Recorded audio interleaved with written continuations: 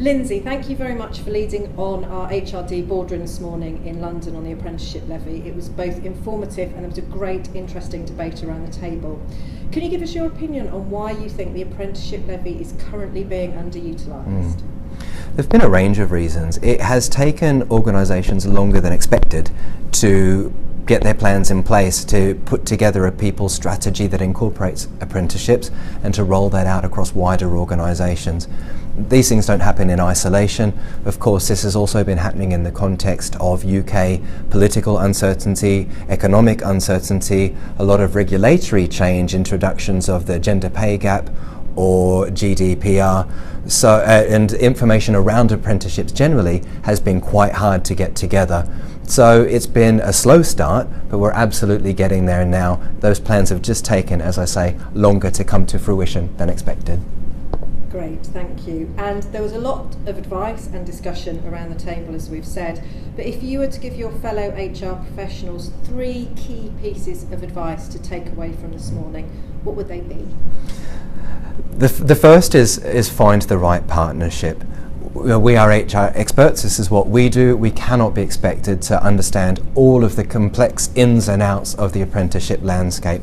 The regulatory frameworks, the funding that's available, and particularly a lot of the wins that we can make through the funding arrangements, how the new standards are structured, how the qualifications within them can help a business. We can't expect in the first instance to understand all of that. Your partner will. There have been a lot of changes within the training environment. A lot of organisations have closed down over the last 12 months. Some have merged, but we're in a much more stable and strong position now to work with organisations that can help us grow our business. The second point I would consider is about starting with a top-down approach. Organisations don't put together an apprenticeship strategy in isolation or an HR strategy in isolation. It really needs to look at the organisation's overall strategic priorities and how does the people strategy work within that. I worry that if we start with just a band-aid solution or we're just aiming to spend our levy, what we're not looking at is how that links to what our organisation is really aiming to achieve overall. The third point is then to look at the longer term and say, well, for example, in putting those apprenticeships in now, maybe it does spend the levy, but where do those people go after that? What's the career route for them? What's the next stage?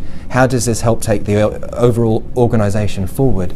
You really need to be thinking beyond the immediate, beyond the 12 months, into 3 and 5 years to say, what is the role of the apprenticeship in this organisation? How does it fit in with our DNA? How does it help us create the kind of culture that we really want here?